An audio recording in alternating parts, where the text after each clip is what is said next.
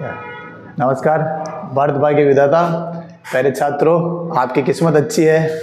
हम यहाँ पर आज वापस इंग्लिश का दूसरा टेस्ट लेकर के आए हैं।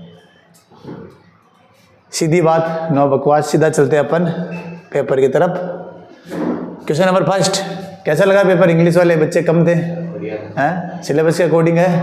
पेपर दिखेगा तो पता चलेगा, और जो गलतियाँ हुई है आपसे वो ऑफलाइन ही गलती है। वापस एक दो थोड़ी मिस्टेक रहेगी तो मैंने सही करवाई दी थी, और देख लेते हैं कहाँ पर प्रिंटिंग मिस्टेक हो जाती है। हम सीख रहे हैं, सीताराम जी सर हम उनको कई चीज़ें सही भी कर देते हैं, मैं भेजता हूँ, उसके बावजूद फिर भी रही जाती है। खैर, उसके लिए हम आपसे माफ़ी चाहते हैं। और एक अपना जो पिछले फर्स्ट पेपर में फर्स्ट क्वेश्चन का आंसर गलत हो गया था, उसको अपन ने सही कर दिया है। जाके देखना क्या किया है, सही है ना? ठीक है ना? ठीक है ना? Very good. चलते हैं क्वेश्चन नंबर, अच्छा उसमें मैंने कमेंट में डाला है, उसमें ना उस वीडियो के कमेंट में पिन करके डाल दिया, वहाँ पर देख लेना ना। Now let's start. Which the end sound is different from other words. अब क्वेश्चन के अंदर ये क्या कर रहा है? End sound. इसमें ध्यान रखना आपको, एंड साउंड, यानी इन सबका end sound sept, sect, sept, seat, conceit. साफ साफ दिख रहा है, आंसर क्या होगा? डी आंसर हो जाए, कंसीट। ठीक है ना? बहुत अच्छे, आपने अगर ये किया है तो बहुत बढ़िया बात है, नहीं किया है तो भी बढ़िया बात है। बिल्कुल फैक्ट वाले जो क्वेश्चन होंगे ना, बिल्कुल सीधा सीधा सिंपल क्वेश्चन आएंगे, सीधे सीधे इस तरह से। और ये आपके किसी भी टॉपिक में आ सकते हैं, खास तौर से आपके फोनेटिक वाले टॉपिक में तो सीधा सीधा क्वेश्चन ये आएंगे। फोनेटिक में क्या पूछेंगे ना, और इसमें अपने यहाँ तो total number of fricative consonants is, fricative कितने होते हैं, इसका आंसर पहले बता दिया, पहले दिखा देता हूँ मैं आपको ना। एक स्लाइड है अपने पास कि जो थोड़ा सा बता देता हूँ कि जो फोनेटिक होते हैं अपने सिंबल्स कितने होते हैं बेटा? टोटल 44 होते हैं। कितने होते हैं? 44। ये तो सबको पता ही है। फिर इनके अंदर क्या होता है? वोवल्स जो होते हैं 20, और 24 क्या होते हैं? कॉन्सोनेंट्स होते हैं। अब कॉन्सोनेंट्स का भी डिवाइडेशन है और वोवल्स का भी, वोवल्स का छोटा सा ही है। जो मनपतंग होते हैं, मनपतंग कितने होते हैं?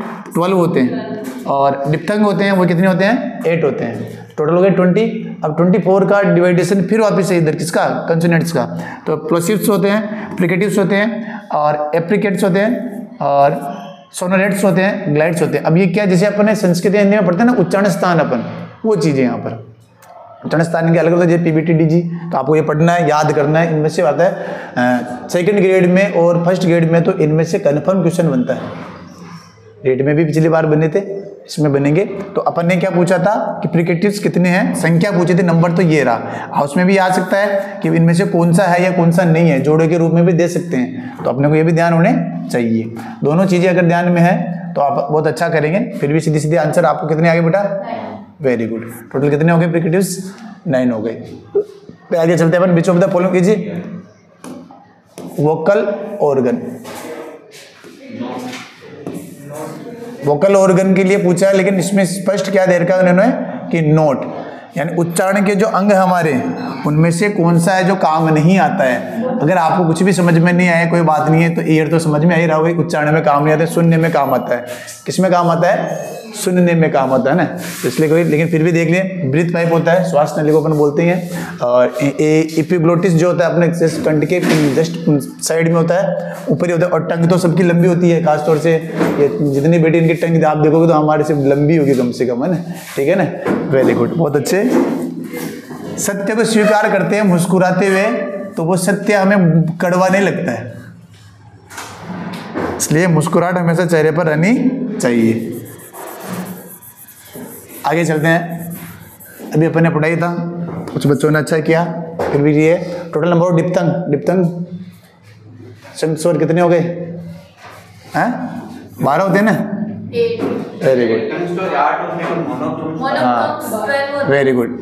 बस सीधा इसमें याद रखो ना, मनोप्तंग है छोटा और डिप्थंग है बड़ा, इसमें मानते हो छोटा और बड़ा है ना, तो हम बड़े छोटे छोटे है ना वो ज्यादा होंगे, बड़े जितने, इस तरह याद कर लो। तो कितने आ गए? मनोप्तंग हुए 12। सीधा इसमें तो केवल 2 ही, इनके भी और है लेकिन अभी बाद में अभी है ना, इतना इतना तो अपन कर सकते हैं। ठीक है ना? नेक्स्ट क्वेश्चन है, ये फोनेटिक ट्रांसक्रिप्शन है ना, ये आपको वापस बचपन में ले जाता है। देखो मैंने उधर भी ट्विंकल ट्विंकल लिटिल स्टार दिया था, तो यहाँ पर भी मैं आपको ए फॉर एप्पल ले रहा हूँ कि आपको ये पता चले कि वास्तव में क्या क्या चीज़ आपको सीखनी है। कि अपन बचपन से बोलते हैं Apple, Apple not Apple, Apple Apple, okay, ठीक है ना। बाकी का तो जो बन रहा है जो आपको पता ही है। फिर आप बैठ रहे हो किसके अंदर, रीट के एग्जाम में बैठोगे, सेकंड ग्रेड के एग्जाम में बैठोगे, या अन्य किसी एग्जाम में बैठोगे, तो एग्जाम नहीं होता है, एग्जाम। क्या होता है, एग्जाम। आई और कई चक्कर पड़ गया कहीं हो तो कोई बात नहीं, एग्जाम, ठीक है ना। ऐसी बात नहीं, आप थोड़ा सोच के करते हो ना तो भी हो ही जाता है, कई बार सही हो ही जाता है, नहीं हो तो भी। अब जब मेरे को बच्चे पूछे सर इनका हम कैसे करें, मैंने क्या बताओ कि जियो गो नहीं होता, अपन करते गो। कोई बात नहीं, आपने जो भी गया, मैं कहता हूँ कि ये पेन है, ये पेंसिल है, मार्कर, आपने कैसे याद किया, शुरू में आपको किसी ने बताया, आपने याद किया, वोकैबुलरी रूप में किया, इनको भी ऐसे ही याद करना है। लेकिन चक्कर क्या पड़ता है, गलत को अब सही पढ़ने में काफ़ी दिक्कत आती है, जो हम बोलते हैं वो बोलते रहेंगे ना, वो वाली चीज़ें। जैसे होता है ना, एक भाई बिस्लेरी की एक दूसरी गलत बोतल ले जाता है गाँव के अंदर, फिर वो कहते हैं तू गलत लिया है, जबकि बेचारा 20 रुपये में अच्छी बोतल, वो असली ओरिजिनल बिस्लेरी ले जाता है। अंधों में कांटा राजा की वाली बात नहीं। Scribbling is a stage of scribbling. अच्छा, कोई जानता है कि स्क्रिबलिंग क्या होता है? हाँ, नहीं, वो अलग है। स्क्रिबलिंग नहीं है, उसमें बड़ी चाबी। जब एग्जाम के लास्ट 5 मिनट बचते हैं ना, तो आपकी स्पीड कैसे चली हो जाती है लिखने की, जिसे अपन अपने भाषा में कहते हैं घसड़ पसड़ कहते हैं। तो वो किससे संबंधित रहेगा, रीडिंग से संबंधित। किससे रहेगा, रीडिंग से संबंधित रहेगा। फिर आगे क्वेश्चन बहुत सीधे सिंपल है। English is a language in India. English कैसी लैंग्वेज है अपने इंडिया के अंदर, तो सेकंड लैंग्वेज। कैसी लैंग्वेज है, सेकंड लैंग्वेज है। इंग्लिश कैसी लैंग्वेज है, सेकंड लैंग्वेज है, ठीक है ना। अच्छा, ये क्वेश्चन बहुत अच्छा लगा मेरे को, वेरी गुड। आपका टाइम जरूर खाया होगा इसने, क्वेश्चन ने। तुम्हें लगाओगे नहीं सर कि यार सर गलत लिख दिया, क्या नहीं है पेपर में गलत छपा। कई बार क्या होता है, अपने को ऐसा लगता है छपने में मिस्टेक तो नहीं रहेगी, लेकिन नहीं, इसमें आप ऑप्शन देख रहे हो नन ऑफ दीज, तो नन ऑफ दीज अगर ऑप्शन है तो फिर आपको नन ऑफ दीज ही करना चाहिए, ठीक है ना। क्योंकि L, S, R और W ये इंग्लिश में बढ़िया लगता है ना। कुछ बच्चे सोचे भाई सर हिंदी में है, हमने नहीं पढ़ा, हिंदी में अलग है क्या। हाँ, सुबह फैली नहीं पढ़ा, सुबह पल्ली पहले पढ़ना, बाद में सुबह है ना, सुबह फैली नहीं, सुबह पल्ली, ठीक है ना। तो L, S, R, W किसी में नहीं है, इसमें L, R आ गया, इसमें L, S आया, W आ रहा। हालांकि ये भी सही हो सकता है, किसके मतलब मुझे आप कमेंट में बताना, L, S, W, R किस महोदया द्वारा, इतना मिनट दे दो, किस महोदया द्वारा सही बताया। Very good, very good, very good. तुम पढ़ने लगे हो, तुम्हें ऐसा देख करके मुझे खुशी होती है कभी कभी कि कहीं तुम प्री में टॉप नहीं कर जाओ। लेकिन कोई बात नहीं, अगर 99 प्री में भी 99 लाओगे ना, तो भी आप उसमें मेन के लिए सिलेक्ट करो। जैसे अभी हमने कल दिया था ना, कल पेपर होना था आपका, लेकिन RS के हिसाब से अपन नहीं ले पाए, तो कल दिया, देने गए थे, पेपर बहुत अच्छा लेंथी था। नहीं, ऐसी बात नहीं है, आपको पेपर जरूर देना चाहिए। कई बच्चे क्या करते हैं, सर मेरी तैयारी नहीं है, पेपर नहीं देने जाऊँ। अभी जैसे कई बच्चों का सर मेरा प्री क्लियर है, नीट का मैं दूँ या नहीं दूँ, तो मैंने कहा था भाई देना तो चाहिए तुम्हें, क्योंकि क्या पता उस वजह से आपकी एक बार प्रैक्टिस वापस हो जाए। आप कितना, जब हम किसी चीज़ को एक्सेप्ट कर लेते हैं ना, एक मान व्यक्ति है जिनका मैंने एक बार कोटेशन पढ़ा था कि मुझे अगर मैं कई सारे कोर्सेज होते हैं ना, मैं उनके अंदर एडमिशन ले लेता हूँ, 7-8 कोर्स होते हैं, ऐसे एडमिशन लेता हूँ। मैं उन्हें पूरा नहीं कर पाऊँ, मेरे सामने 7-8 है ना, तो मैं 4-5 को कम से कम कवर करता ही करता हूँ। तो इस अंदर 4-5 काम अपन एक साथ हाथ में ले लेते, तो फिर कई सारे काम अपने आप को बिजी कर देते हैं, तो हो जाता है ना। और सबसे बड़ी चीज़ है व्यस्त रहो, मस्त रहो, बस अस्त व्यस्त मत रहो, ठीक है ना। फिर है the right of children of free and compulsory education act 2009 RTE। As overall development, ये क्या है, इसके अंदर ओवरऑल डेवलपमेंट एज एन, इसका उद्देश्य क्या है, ओवरऑल डेवलपमेंट, यानी कि अपन ने पढ़ा था हिंदी, वही चीजें साइकोलॉजी की चीजें इधर आएगी वापस। ये चीजें आपके हिंदी में आएगी, वही आपके साइकोलॉजी में, ये आपके संस्कृत में, ये आपके हर सब्जेक्ट में। इसलिए साइकोलॉजी अगर मैंने कहा था ना पढ़ ली ढंग से तो उद्धार आपका। देखो फिर क्या इसका मतलब क्या है, ये पूछ रहा है कि ओवरऑल डेवलपमेंट पूछ रहा है ना, तो ओवरऑल डेवलपमेंट में क्या होगा, हाँ, scholastic and post scholastic area दोनों, यानी शैक्षणिक और सह शैक्षणिक दोनों योग्यताएं होनी चाहिए, उनका पोषण होना चाहिए, न्यूट्रिएंट यानी उनका पोषण होना चाहिए, प्रशिक्षण या उनका पोषण होना चाहिए। जब तक ये दोनों चीजें नहीं होगी तब तक बच्चे का कोई मतलब नहीं, डेवलपमेंट पूरा नहीं है। Very good. फिर आपके एक बहुत बढ़िया टॉपिक है CLT है ना। अच्छा कई बच्चे हैं तो अभी तक ये नहीं जानते CLT है क्या, मुझे बताया कोई CLT क्या है? सीधा सीधा अपने कह सकते हैं अपने को जो पढ़ाने की किसी टेक्निक है उनमें से एक टेक्निक है क्लासरूम के अंदर जो हम अपन क्या करते हैं फॉलो करते हैं ना, वो है एक CLT, ठीक है ना। तो किससे उसमें पढ़ाने की ध्यान रखना। तो इसके अंदर जैसे पहले है communicative language teaching which one of the following is correct. इसके अंदर क्या करेक्ट है, हमेशा करेक्ट और नॉट करेक्ट ये ध्यान रखना।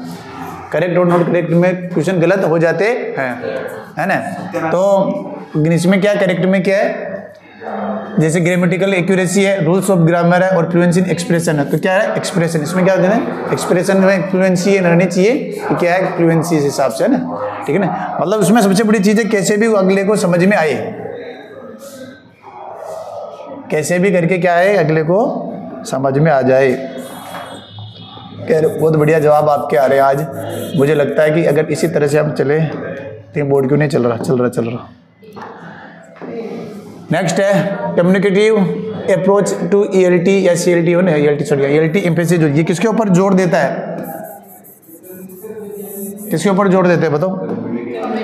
कम्युनिकेटिव पे देगा ना, CLT तो कम्युनिकेशन, बस उसमें वार्तालाप करते हो दो बच्चों को ना। और अपन देख रहे अपन 30 दिन में अंग्रेजी सीखी है, वो क्या अपन देखते ना 100 घंटे में अंग्रेजी सीखी है आता ना, तो वो सारी चीजें इनके ऊपर बेस्ड होती है। अपन को ये सारे कन्वर्सेशन सिखा देते हैं, उनको अपन यूज करते हैं, उनके हिसाब से दूसरे बना लेते हैं, ये सीख गए और क्या। तो ये क्या है कम्युनिकेटिव कॉम्पिटेंस चलेगा। Answer number B. Next, which statement not correct about CLT के बारे में कौन सा जो स्टेटमेंट है वो करेक्ट नहीं है। तो यहाँ पर पूछा नॉट करेक्ट, तो पहले तो ये देखो इसको हटा देते हैं। फिर it is a practical in use, practical होती है यूज के अंदर। अच्छा एक बात और याद रखना, आप ज़्यादा इनकी हिंदी जो नहीं आए ना उनको हिंदी मीनिंग जरूर याद कर लेना, ध्यान में रह जाए आपको। लेकिन उनको याद आप किस में रखो, इंग्लिश में याद रखो। जब पढ़ रहे हो समझ रहे हो तो इंग्लिश टू इंग्लिश समझने की कोशिश करो, वरना आपको आधा टाइम तो पेपर पढ़ने में नहीं चला जाएगा वहाँ पर। अब या मैं को प्रैक्टिकल यूज तो आपके दिमाग में आ जाने प्रैक्टिकल यूज है ना, सीधी सी बात है। फिर इन सिचुएशनल है, परिस्थिति के अनुसार सेल्फ रिवार्डिंग, अपने आप को खुद को आत्मसंतोष देने वाली होती है सीधी सी बात है। It develops the speech ability बढ़ाती है। और सबसे गलत बात ये क्या कोई सी नहीं है, कोई सी क्या नहीं है, टीचर सेंटर्ड कोई नहीं है। अब सारे किसी हो गई, या तो स्टूडेंट और एक बात और स्टूडेंट हो और स्टूडेंट से पहले लर्नर हो। स्टूडेंट से बात करना, पीपल बीच में स्टूडेंट है तो वो करो, पीपल हो तो वो करो, नहीं तो लर्नर हो तो वो करो, ठीक है ना। तीनों, हाँ अगर तीनों भी आ जाए ना तो स्टूडेंट से बड़ा एरिया पीपल के बाद में लर्नर, ठीक है ना, ये ध्यान रखना एज ए साइकोलॉजी, ठीक है ना। फिर आगे चलते हैं अपन क्वेश्चन नंबर 15। तो आधे पे अपन पहुंच चुके हैं। विच of the following is not a principle of language teaching. Principle of language teaching के क्वेश्चन मिलना बहुत भारी होता है, बनाना बहुत भारी होता है। प्रिंसिपल्स अपने हैं, पूरा एक टॉपिक है यानी कि अपने उद्देश्य प्रिंसिपल सिद्धांत किसके, टीचिंग के सिद्धांत हैं। तो इसमें पहला क्या है कॉपिंग and pasting, principle of naturalness, learning by doing, practical and drill. तो आप देखोगे तीनों तो सही है यही, लेकिन कॉपी और पेस्ट या कोई है क्या, नहीं है ना, इसलिए नहीं है तो ये क्या हो जाएगा सही आंसर हो जाएगा। कॉपी पेस्ट तो आप करते ही हो, तो इसमें कोई सीखने वाली बात नहीं है ना। तो इसमें क्या है कॉपी और पेस्ट क्या हो जाएगा, कोई सिद्धांत नहीं, ऐसे कोई सिखाए नहीं जाते हैं और कॉपी पेस्ट नहीं करना चाहिए ना, ध्यान रखना, कभी कभी गड़बड़ हो जाती है। फिर आगे चलते हैं question number 16। What do you think about the 2 candidates in this election, this is an example. हो अपने क्या कि एवोल्यूशन भी है, उसके अंदर क्वेश्चन के प्रकार आते हैं। तो क्वेश्चन के कुछ प्रकार आएंगे जिसके अंदर अपन ने पिछली बार भी किया था साइकोलॉजी में, ये किस प्रकार का प्रश्न है। तो यहाँ पर वही प्रश्न है, इंग्लिश ट्रांसलेट हो गया आएगा अलग से कि आप इलेक्शन में 2 कैंडिडेट खड़े हैं, उनके बारे में अपने विचार लिखे। तो कैसे विचार, आपको बिल्कुल फ्री छोड़ रखा है, आप कुछ भी लिखो, अच्छा लिख सकते हो, बुरा लिख सकते हो, आप चाहो जैसा लिख सकते हो, ठीक है ना, क्लियर है ना। तो क्या जाएगा आंसर, ओपन एंडेड क्वेश्चन। ये कैसा है, ओपन एंडेड आप लिख सकते हो, अपने विचार एक पेज में लिख सकते हो, आप चाहो तो 4 लाइन में लिख सकते हो, क्या पता आप लिखो ही नहीं, तो आप उसके लिए फ्री है आप, है ना। इसलिए ये कैसा क्वेश्चन रहेगा, ओपन एंडेड क्वेश्चन रहेगा। क्वेश्चन नंबर 16 के बाद अपन चलते हैं नेक्स्ट।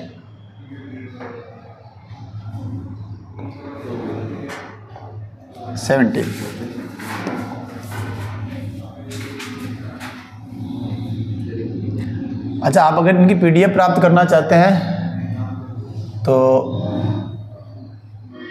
आपको भी एक लास्ट में मैं एक नंबर दूंगा, मैं आप उस नंबर पे कांटेक्ट करके आप इनकी फ्री PDF प्राप्त कर सकते हैं हमारे सीताराम सर के द्वारा। और एक चैनल है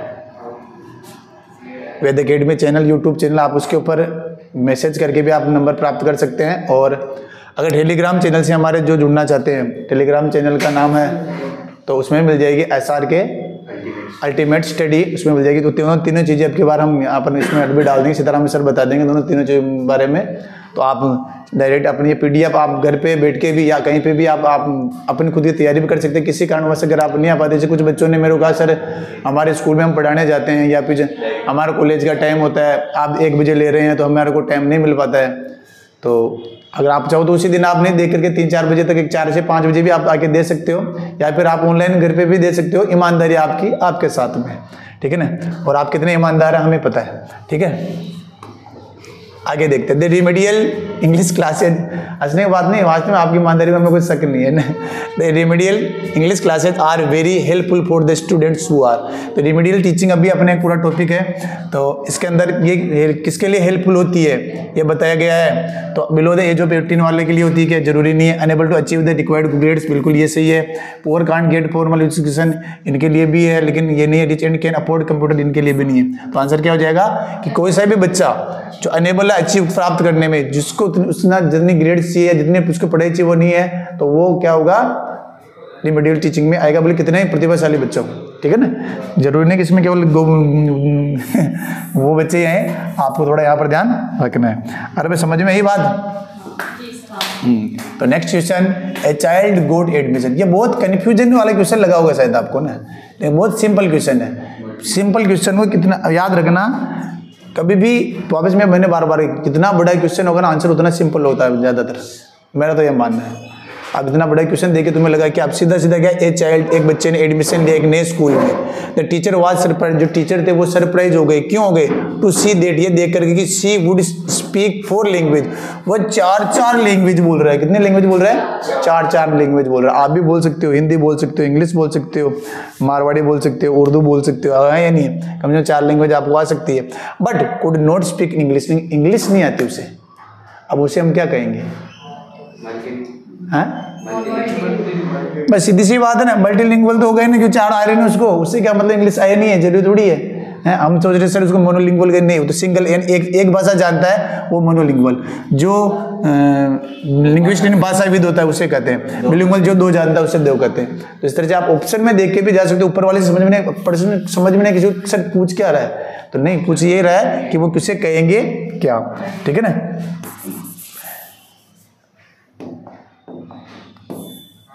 question number 19, the excessive use of mother tongue is, mother tongue यानी कि मातृभाषा का प्रयोग किस प्रकार से ज्यादा करना।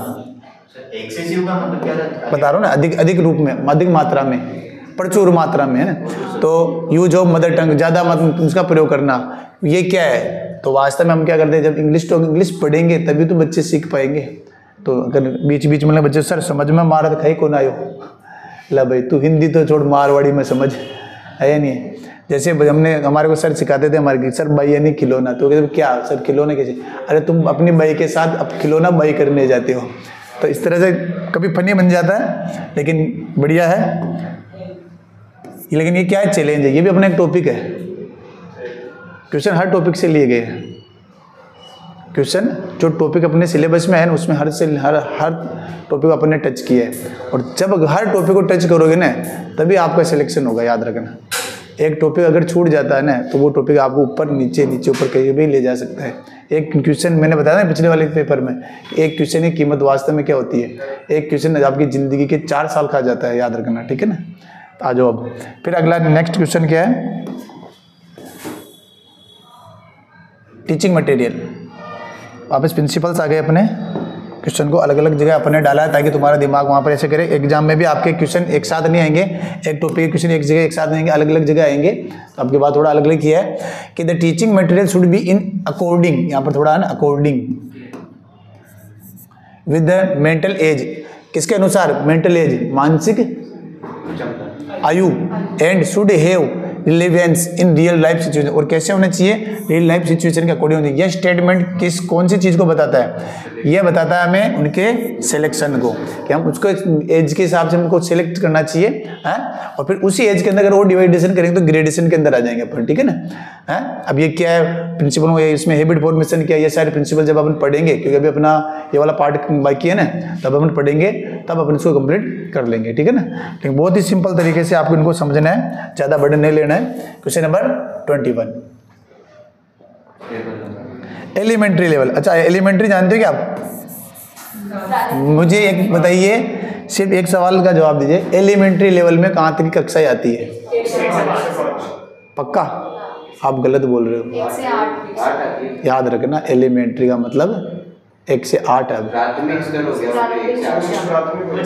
वो प्राइमरी लेवल आप बोल रहे हो ना, प्राइमरी, ठीक है ना, प्राइमरी और अपर प्राइमरी मिलाकर एलिमेंट्री शब्द दिया है, प्रारंभिक शब्द दे दिया है ना, इसलिए ध्यान रखना 1 से 5 तक आप तो फिर 5वीं में रह जाओगे बेटा ना, ठीक है ना। तो एलिमेंट्री 8वीं तक ऐसा कुछ नहीं है, प्रारंभिक अपन कहते हैं ना आरटीवी तो 1 से 8 तक लागू है ना, सीधा अब हर चीज़ 1 से 8, 5 तक का कोई वर्गीकरण बचा ही नहीं लगभग है ना, स्कूल ही नहीं बचे, बहुत कम बचे हैं, ठीक है ना, सब यूपीएस हो गए, पीएस से है ना। तो what is the purpose of writing in elementary level? तो बचपन में बच्चे को सिखाना, छोटी क्लासों में सिखाना, उसका क्या मतलब है, सीधी सीधी बात, तब बच्चा होता है ना, तो अभी देखो लिखने के लिए सिखाने के लिए उंगलियां काम आती है, तब ये क्या होता है कि सूक्ष्म कौशल जिसे अपन कहते हैं उसमें आ जाता है। लेकिन यहाँ पर बच्चा क्या करता है, पूरा मारने मढ़ाएगा वो तो आराम से ना, तो क्या होगा, डेवलपमेंट ऑफ मोटर स्किल्स आएगा उसके लिए ना, हम उनको क्या करना है, डेवलपमेंट करना है, उसके मोटर स्किल्स का डेवलपमेंट करना है, ये आएगा यहाँ पर। अरे ये साइकोलॉजी के क्वेश्चन है ना, ट्रांसलेशन किस में आ रहे हैं, बस इसलिए आपको अगर साइकोलॉजी में आपने अगर उधर समझ लिए तो क्या इंग्लिश में आपको गलत हो सकते हैं? हाँ हो सकते हैं, अगर इंग्लिश का हिंदी अर्थ नहीं आया समझ में, बस इतना सा आपको समझना है। उसके लिए आपको बार बार क्वेश्चन को पढ़ना है, जो वो मीनिंग टाइप में अपन याद करते हैं ना, वो मीनिंग टाइप में आपको याद करना है। फिर test can be scored quickly and consistently, test के बारे में पूछा है कि इस प्रकार के जो टेस्ट है, किस प्रकार के टेस्ट जिससे हम जल्दी से जल्दी अपने स्कोर जल्दी कर सकते हैं। और आजकल तो एक ही चीज़ चल रही है, क्या चल रही है, ऑब्जेक्टिव, जिसमें वास्तव में हर बच्चे का सही मूल्यांकन जल्दी हो जाता है। 100 क्वेश्चन धड़ाधड़ चेक, ओमार सीट चेक किए और नंबर। अभी कल आरएस का पेपर हुआ, कह रहे हैं 18 दिन में इसका रिजल्ट आ जाएगा, बोलो है, तो 18 दिन में रिजल्ट देने की कर रही है गवर्नमेंट। तो देखते हैं ऐसा हो गया तो पहली बार होगा क्या, पहले भी होता हमें पता नहीं, लेकिन बढ़िया बात है, ताकि वो होता है ना दुविधा, पेपर दे लिया और अपने को पता चल जाए। अभी आपने पेपर दिया 1 बजे से 2 बजे के बीच में और 5 बजे आपको रिजल्ट मिल गया, आपको खुद आपको स्टेटस पे, अगर ये 2 दिन बाद हम करें तो मन में उथल पुथल बची रहती है, क्या होगा, कितने आएंगे, क्यों आएंगे, कैसे, और आपको पता चल गया ना, आज ही पता चल गया कि क्या गड़बड़ है, आज शाम को जाके आप उसको सही कर सकते हो। 2 दिन बाद में और पता चलता तो आप उसको नहीं करते। पुनर्बलन हाथों हाथ में देना चाहिए, कौन से वैज्ञानिक ने कहा, अभी मत बताना, चलो बता दो रे। Very good Skinner. पुनर्बलन पर जवाब जोड़ देने वाला एक ही व्यक्ति है, वो है ना, तो आपको पुनर्बलन मिलने वाला बहुत जल्दी, चिंता मत करो। आज ये टेस्ट हो गया इंग्लिश का, अपना सेकंड टेस्ट हो गया, अगला जो साइकोलॉजी का टेस्ट होगा गुरुवार के दिन, और जीके का टेस्ट होगा। अब पूरे सिलेबस में से होगा, पूरे सिलेबस में से होगा, लेकिन अपना केवल सब्जेक्ट का ही होगा ना। फिर उसके बाद में तीसरा टेस्ट हो जाएगा, यानी टोटल 5-6 टेस्ट हो जाएंगे यहाँ पे, और 7वां 8वां जो टेस्ट होगा वो हर सब्जेक्ट का होगा, यानी पूरे 3 घंटे का पेपर होगा, ठीक है ना। इसलिए तैयारी कीजिए, और उसके अंदर जो बच्चा अच्छा टॉप करेगा उसे इनाम दिया जाएगा, साथ में उसे ऑफलाइन कोचिंग फ्री दी जाएगी, ठीक है ना। ये अपन ने पहले कमिटमेंट किया है, बच्चे मांग रहे थे सर मैं नीचे से टॉप आया मेरा इनाम दे दो, तो ऐसा नहीं, ऊपर से जो टॉप आएगा ध्यान रखना, ठीक है ना। खैर कोई बात नहीं है, मैं खुद मानता हूँ कि चलो आ जाओ। लैंग्वेज एरर्स है यहाँ पर, अपन ने किया था, चाहिए ये नहीं करवाया था, अच्छा तुम्हें एरर्स चाहिए ना, कोई बात नहीं, देख लेना ना। Errors should be corrected when the goals is corrected, उसे किया जाना चाहिए व्हेन, जब गोल क्या होता है, जब हम लर्निंग सीख रहे हैं, अधिगम सीख रहे हैं, तो हमें क्या करना चाहिए, जो हमारी गलतियां हैं उन गलतियों को सही करना चाहिए। अच्छा, जब पहली बार एरर्स आए थे ना सिलेबस के अंदर, तो कईयों को ये भी पता नहीं था कि एरर्स के हिसाब से क्वेश्चन क्या पूछे जाएंगे। तो जैसे अपने इसमें एसएससी में इनमें एरर्स आते हैं ना, कि किसी के अंदर नाउन के अंदर एरर्स है, किसी के अंदर प्रोनाउन में एरर है, तो बच्चे ये भी पढ़ के चले गए थे। जबकि जब अब ये टॉपिक किस जगह दे रखा था, ग्रामर में थोड़ी दे रखा था, ये दे रखा जब आपके मेथोडोलॉजी में दे रखा है, तो एरर्स कहाँ दिक्कत कर सकते हैं, ये चीज़ है कि जब आई आनी थी, तो वो आई है अब तो ठीक है। खैर चलो, उसके बाद पेपर हो चुके हैं, 2 बार हो चुके हैं, 3 बार हो गए, अब सबको पता चल गया। जैसे पिछली बार जब आया था ना कि राजस्थानी भाषा का उसमें रखा था, तो राजस्थानी भाषा के बारे में कई लोगों ने कई सारी चीज़ें पढ़ ली राजस्थानी, जबकि कुछ नहीं हुआ। क्या हुआ था उसमें 2 क्वेश्चन उन्होंने कैसे डाल दिए, राजस्थानी भाषा में डाल दिए, थोड़ा सा इस तरह से करके ना। तो कई सारी बार सिलेबस के अंदर भी कुछ चीज़ें क्लियर नहीं होती, पेपर आने के बाद पता चलती है, नई चीज़ डलती है। तो आपको घबराना नहीं है, ऐसी कुछ नहीं, इसमें सारी पुरानी चीज़ें हैं, तो दिक्कत नहीं है। साइकोलॉजी में जरूर एनईपी जुड़ी है, तो एनईपी पूरी जगह एनईपी चल रही है। क्वेश्चन एनईपी से कन्फर्म आने, तो आपको पूरी एनईपी आरटी की जैसे हमने पढ़ी है ना, पूरी पीडीएफ लेकर के अपन पढ़ेंगे, चिंता मत करो ना। आगे चलते हैं। Assessment of students writing should most importantly focus on, जो असेसमेंट जो हम आकलन करते हैं ना बच्चों का राइटिंग के अंदर हमारा पूरा फोकस किसके ऊपर होना चाहिए राइटिंग के अंदर, ये वो करेक्ट स्पेलिंग और ग्रामर कर रहा है या नहीं कर रहा है। अपना अपन क्या देखते के बाद टीचर अब तेरे इसमें स्पेलिंग मिस्टेक है, तेरे ये ये नहीं देख करके अपने को ये देखना चाहिए कि क्या वो क्या कर रहा है, एक्सप्रेशन एंड आइडियाज, अपने आइडियाज को क्या कर रहा है, व्यक्त कर पा रहा नहीं कर पा रहा, आप कहना क्या चाहते हो और वो लिख पा रहे हो नहीं लिख पा रहे हो, यही राइटिंग स्किल्स अपनी, ठीक है ना। तो राइटिंग स्किल्स के लिए अपने को फोकस अपना इसके ऊपर होना चाहिए। फिर चलते हैं अपन अगले क्वेश्चन की तरफ। 25 क्वेश्चन समझ में तो आ रहा है ना, कहीं ना रहे हो कहीं बात करना, मैं तो कह रहा हूँ इस साल आ जाए तो बढ़िया है, नहीं तो अगले साल जरूर आएगा। 3-4 साल लगा दो लेकिन समझ में आना चाहिए, ठीक है ना।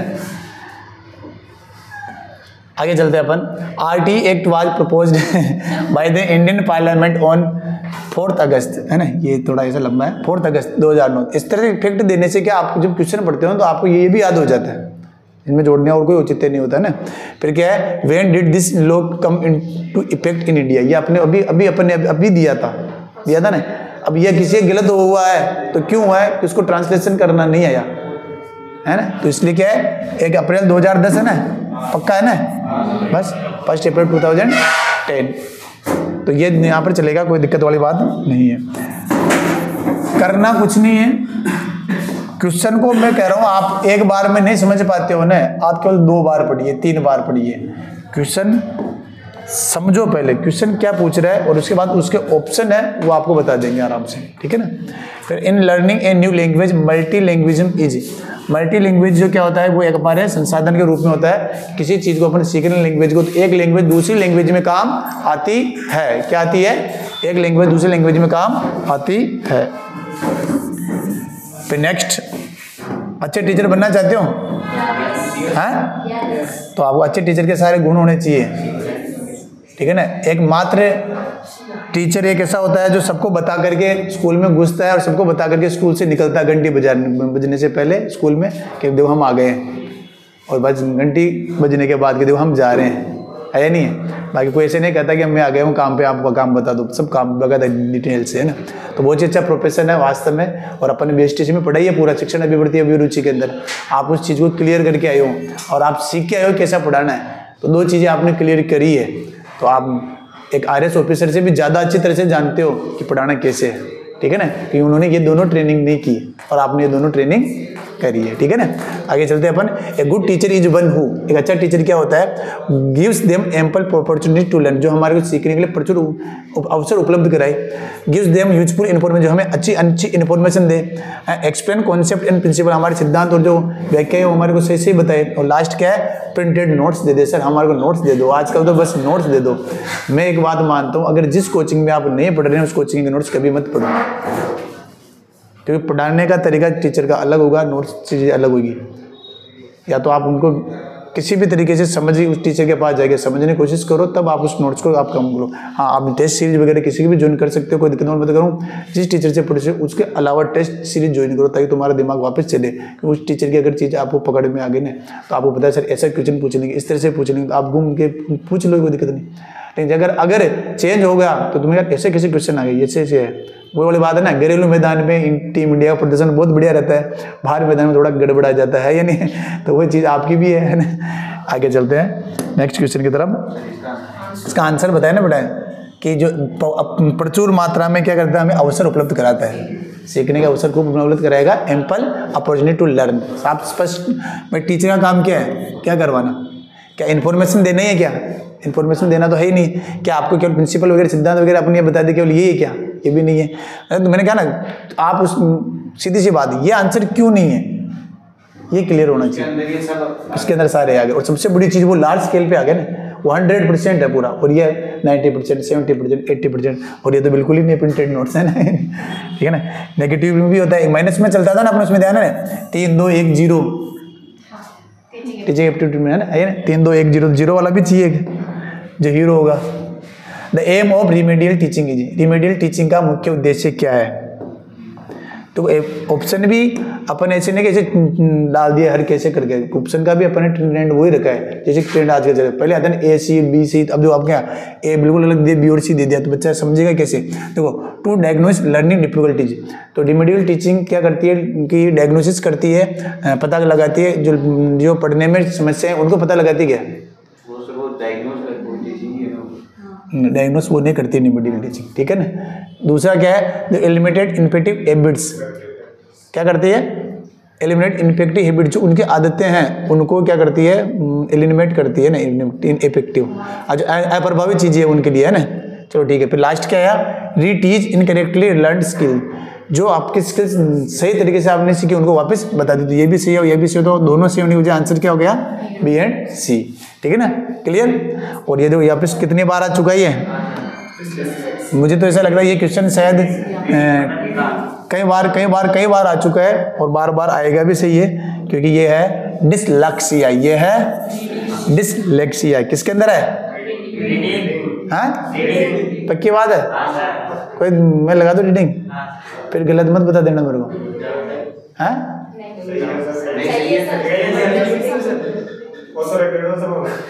रटा हुआ है, क्यों राइटिंग नहीं हो सकता क्या? डिस्क्राइब होता है, एक बार वो अच्छी तरह से देखना, ठीक है ना, कि दोनों में से क्या लिखा रखा अपन ने, ठीक है ना। तुम सब बोल तो रहे हो लेकिन एक बार मेरे को बताना आंसर, इसमें रीडिंग होगा राइटिंग होगा ना, पक्का? चलो ठीक है। आज ये क्वेश्चन हमारे बच्चों की डिमांड के, जो पब्लिक डिमांड पे हम छोड़ते हैं, कमेंट करके आप इसका सही जवाब दीजिए, ठीक है ना। Next question, question number 30। एक आज आप स्पीकिंग और लिसनिंग में बता सकते हो, ये नहीं कि भाई दोनों ही आंसर रहते हैं, ऑप्शन चारों ही है। और आप पता है हमेशा क्या होता है कि गड़बड़ केवल 2 में होती है, तो कम से कम आप एक होते अपन 10वीं में पढ़ी अपने गणित में, सर बताएं प्रायोगिकता है कि उसके अंदर क्या, हाँ कि अब जैसे ये तो कटे हुए ये कटे हुए, अब 2 बच गए ना, 50% अपना चांस सही है। और एग्जाम में आपको ये करना है, जो प्रश्न चारों में आपको डाउट लगे ना, अभी हालांकि आपके रीट में प्री वाले में तो माइनस मार्किंग नहीं है अभी, है ना, लेकिन जब मेन आप 3rd ग्रेड टीचर उसमें बैठेंगे रीट मेन में, तो वहाँ माइनस मार्किंग होगी। तो आपको ये करना, उस क्वेश्चन को अटेम्प्ट नहीं करना जिसमें आपको चारों ऑप्शन आपको समझ में नहीं आ रही है, लगता है कि चारों सही है, इस तरह से आपको नहीं। लेकिन ऐसा लगे यार ये भी हो सकता है, इनको अटेम्प्ट कर सकते हो आप, अगर आप एक लेवल तक नहीं पहुंचे हो तो। ये क्वेश्चन क्या पता अब अपने चांस कितने, 50% सही होने के चांस है, ठीक है ना, इसलिए ठीक है। तो कमेंट में आप भी बताइए जो देख रहे हैं दर्शक, और आप सबको भी कमेंट करना है, ठीक है ना। अभी सर बता देंगे कौन से चैनल पे किस तरह से क्या करना, ठीक है ना, ओके। फिर आगे next question number 30। A class student makes mistakes in spelling as a teacher would you, एक बच्चा गलतियां करता है, किसके अंदर करता है? मिस्टेक्स करता है। ये वाले क्वेश्चन के थोड़ा कम दिखते हैं, तो इसको थोड़ा बड़ा कर देते हैं अपन। Very good. इसके अंदर मिस्टेक करता है, स्पेलिंग्स में मिस्टेक करता है ना, तो अपने को क्या करना है? इग्नोर द मिस्टेक हाँ करना। देखो CLT वगैरह उनमें अपन उनमें इग्नोर करते हैं, वहाँ की बात अलग है, लेकिन यहाँ पर ये क्या कर रहा है, वो CLT के किसी भी चीज़ का नाम नहीं दे, सिंपल क्वेश्चन पूछा तो ये चीज़ इग्नोर नहीं होगी। फिर show him his mistake and ask him to repronounce them, सही है, बस अच्छी बात है, हम उसकी मिस्टेक बताएंगे। फिर क्या, allow the student to use a mobile dictionary, तो मोबाइल का प्रयोग तो वैसे बंद है ना, गवर्नमेंट ने बंद कर रखा है। फिर क्या, ask the student to repronounce the word, ये भी ठीक है। अब बताओ दोनों में से ज़्यादा सही कौन सा, बताओ क्यों है, मुझे कारण बताएगा कोई? इसमें तो केवल वापस जब उसे पता ही नहीं है कि वापस गलती उसने क्या की है, वापस बोलेगा तो वापस गलती बोलेगा वो, तो यहाँ आप मुझसे बता देंगे फिर वो उसको सही बोलेगा कि जियो क्या होता है? गौ, ठीक है ना। तो जियो क्या होता है? गौ। तो बार बार वो तो गो ही बोलेगा, उसको 50 बार बुलाओगे तो भी क्या बोले? गो गो गो है, बेटा गो ने गौ, तब सही हो जाएगा ये। तो आप अच्छे टीचर बने, और इसी आशा उम्मीद के साथ कि आज अंग्रेजी का ये भी आपको समझ में आया होगा।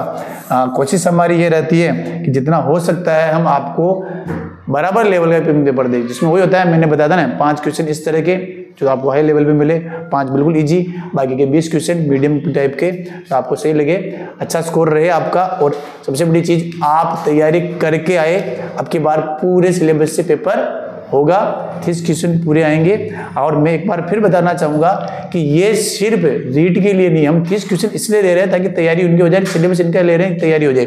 बाकी सेकंड ग्रेड और फर्स्ट ग्रेड वालों के लिए भी इनमें से कई सारे टॉपिक्स आते हैं, और खास तौर से साइकोलॉजी तो पूरी आएगी। इसलिए आप ऐसा नहीं सोचे कि केवल थर्ड ग्रेड या रीट वालों के लिए अच्छे क्वेश्चन है, आप देखना एक बार। इसे आशा उम्मीद के साथ कि हमारा ये प्रयास आपके तक पहुँचेगा। जय हिंद, जय भारत।